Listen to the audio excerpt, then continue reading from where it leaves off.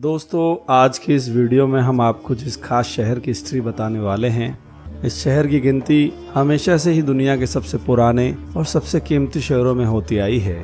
ये शहर हमेशा से ही कितना कीमती है और कितना अद्भुत रहा है, इस बात का अंदाजा सिर्फ इस बात से लगाया जा सकता है कि इस शहर पर अब तक लगभग 52 बार से ज्यादा हमला किया जा चुका है। इतना ही नहीं, 23 बार तो इस शहर को पूरी तरह बर्बाद कर दिया गया था, लेकिन इसके बावजूद भी हर बर्बादी के बाद ये शहर दोबारा से आबाद हो जाता है। न सिर्फ दोबारा से आबाद होता है, बल्कि पिछली बार से ज्यादा डेवलप भी हो जाता है। इस शहर को हासिल करने के लिए शहर पर किए गए हमलों की वजह से हर दौर में बेशुमार लोग अपनी जान गंवाते रहे हैं। अगर इन सभी लोगों की गिनती करोड़ों में बताई जाए तो शायद अजीब नहीं होगा। और इस शहर को पाने के लिए जितना खून बहाया गया है, शायद ही किसी और शहर को पाने के लिए इतना खून बहा होगा। दोस्तों, हम बात कर रहे हैं दुनिया के मशहूर शहरों में से एक शहर यरूशलेम के बारे में।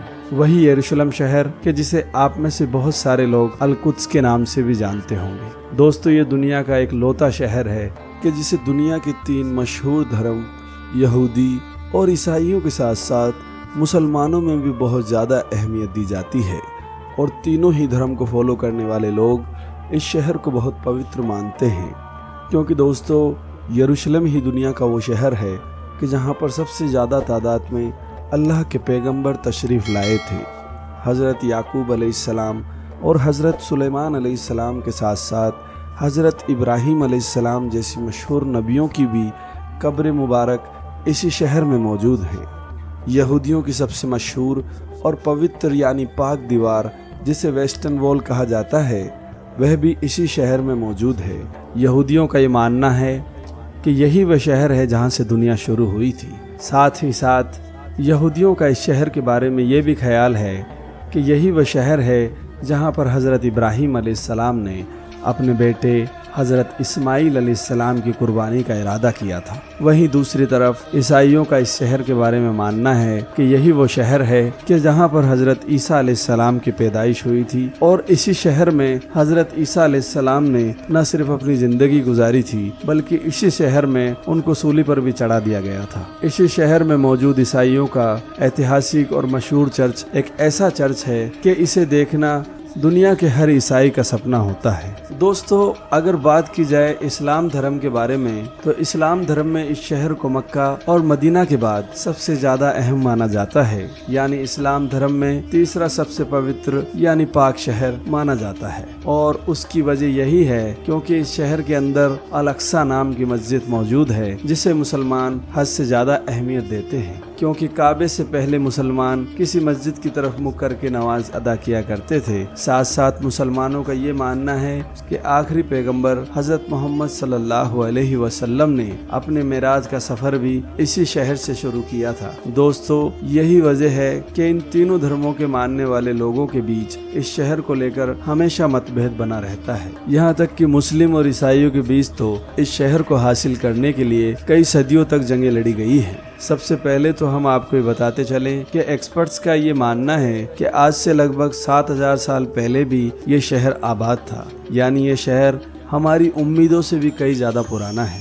आज से लगभग 3000 साल पहले यानी 1000 ईसा पूर्व में हज़रत दाऊद अलैहिस्सलाम ने इस शहर को जीतने के बाद इस शहर को अपनी सल्तनत की राजधानी बनाया था, जिस सल्तनत को किंगडम ऑफ इजराइल के नाम से जाना जाता था। दोस्तों, आपको बताते चलें कि हज़रत दाऊद अलैहिस्सलाम को ईसाई और यहूदी लोग डेविड के नाम से भी जानते हैं। दाऊद अलैहिस्सलाम ने ही हैकल नामी इमारत को बनवाना शुरू किया था कि जिसे आज यहूदी फर्स्ट टेम्पल के नाम से जानते हैं। इस इमारत की आज बची हुई सिर्फ एक दीवार ही मौजूद है, जिस दीवार को वेस्टर्न वॉल के नाम से जाना जाता है। लेकिन दोस्तों, वह इमारत कंप्लीट होने से पहले ही हज़रत दाऊद अलैहिस्सलाम इस दुनिया से चले गए, और उनके बाद उनकी जगह पर उनके बेटे हज़रत सुलेमान अलैहिस्सलाम ने सल्तनत को संभाला, जिन्हें यहूदी और ईसाई धर्म के मानने वाले लोग सुलेमान के नाम से भी जानते हैं।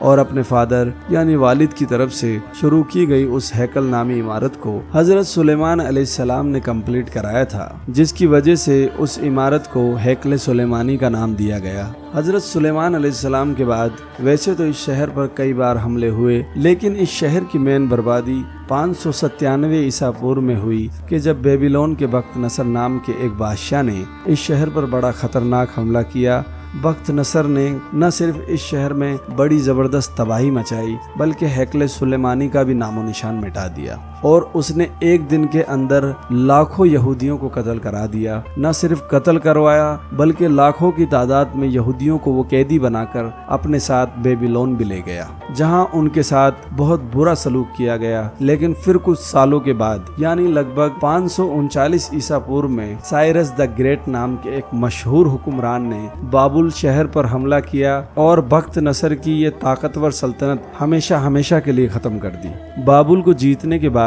साइरस द ग्रेट ने यहूदियों को आजाद कर दिया, जिन्हें बख्त नसर कैदी बनाकर बाबुल लाया था। साइरस द ग्रेट ने न सिर्फ यहूदियों को उनके शहर यरूशलेम वापस जाने की इजाजत दे दी बल्कि यहूदियों से ये वादा भी किया कि मैं तुम्हारे टूटे हुए हैकल सुलेमानी को खुद बनवाऊंगा। लिहाजा साइरस द ग्रेट के ऑर्डर पर हैकल सुलेमानी को यरूशलेम शहर में दोबारा बनवाया गया। लेकिन फिर 63 ईस्वी में एक बार फिर से रोमन एम्पायर के कमांडर यानी टाइटस ने इस शहर पर हमला कर दिया। ये हमला इतना खतरनाक था कि इस हमले में न सिर्फ पूरा शहर बर्बाद हुआ बल्कि हैकल सुलेमानी को भी हमेशा हमेशा के लिए खत्म कर दिया गया और यहूदी भी इस हमले के बाद इस शहर को छोड़ने के लिए मजबूर हो गए और अगले 2000 सालों के लिए पूरी दुनिया में बिखर कर रह गए।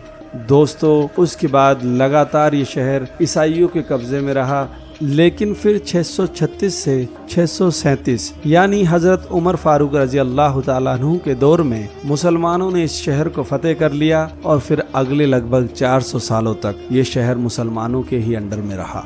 11वीं सदी शुरू होते ही पूरे यूरोप में ईसाइयों की तरफ से मुसलमानों से ये शहर दोबारा हासिल करने की एक मुहिम चलाई गई। इस मुहिम के जरिए यूरोप की सभी छोटी बड़ी सल्तनत को एकजुट करके भरपूर कोशिश की गई, जिसके नतीजे में मुसलमानों और ईसाइयों के बीच जंगें भी हुई। इन सभी जंगों को सलेबी जंग के नाम से जाना जाता है। 1099 में ईसाई पहली बार इस शहर को मुसलमानों से छीनने में कामयाब हो गए थे, लेकिन फिर 100 साल भी नहीं गुजरे थे यानी कि 1187 में सुल्तान सलाहुद्दीन नाम के एक अजीम कमांडर ने इस शहर को दोबारा से जीत लिया था। आप में से बहुत सारे लोग सुल्तान सलाहुद्दीन अय्यूबी को सलादीन के नाम से भी जानते होंगे। 1517 में सल्तनत उस्मानिया के मशहूर सुल्तान यानी सुल्तान सलीम अव्वल ने इस शहर को अपनी सल्तनत में मिला लिया था। फिर ये शहर अगले 400 साल तक यानी 1917 तक इसी सल्तनत के अंडर में रहा था। लेकिन जब पहले विश्व युद्ध में यानी फर्स्ट वर्ल्ड वॉर में सल्तनत उस्मानिया की हार हुई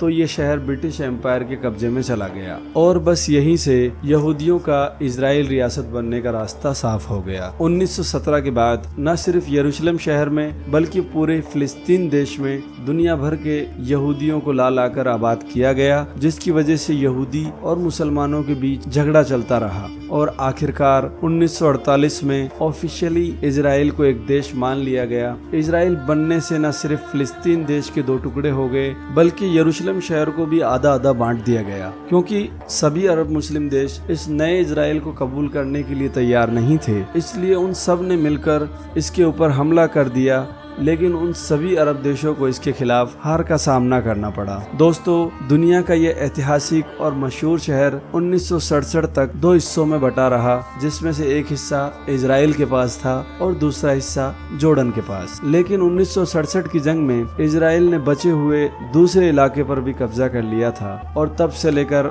आज तक पूरा का पूरा यरूशलेम शहर इजराइल के कब्जे में है। हालांकि दोस्तों, दुनिया के 90% देश इजराइल के यरूशलेम शहर पर किए गए उस कब्जे को गलत मानते हैं, क्योंकि यरूशलेम शहर तो पहले से ही ऑफिशियली 2 हिस्सों में बांटा जा चुका था और आज भी यरूशलेम शहर इजराइल के कब्जे में है। इजराइल नाम का कोई देश हुआ ही नहीं करता था, सिर्फ और सिर्फ फिलिस्तीन था। जब फिलिस्तीन में यहूदियों को ला लाकर बसाया गया तब उन्होंने धीरे धीरे फिलिस्तीन पर कब्जा किया और 1948 में ऑफिशियली अनाउंसमेंट किया गया कि फिलिस्तीन का आधा हिस्सा अब इजराइल बन चुका है। दोस्तों, यरूशलेम को पाने के लिए आज भी इन तीनों धर्मों में जंग चल रही है। फिलहाल दोस्तों, आज की अपनी वीडियो को हम यहीं खत्म करते हैं। दोस्तों, वीडियो अगर आपको पसंद आई है तो लाइक जरूर कीजिएगा और इस तरह की नॉलेजेबल और हिस्टोरिकल वीडियोस हमेशा देखने के लिए हमारे चैनल को सब्सक्राइब करें और बेल आइकन को प्रेस करें। शुक्रिया।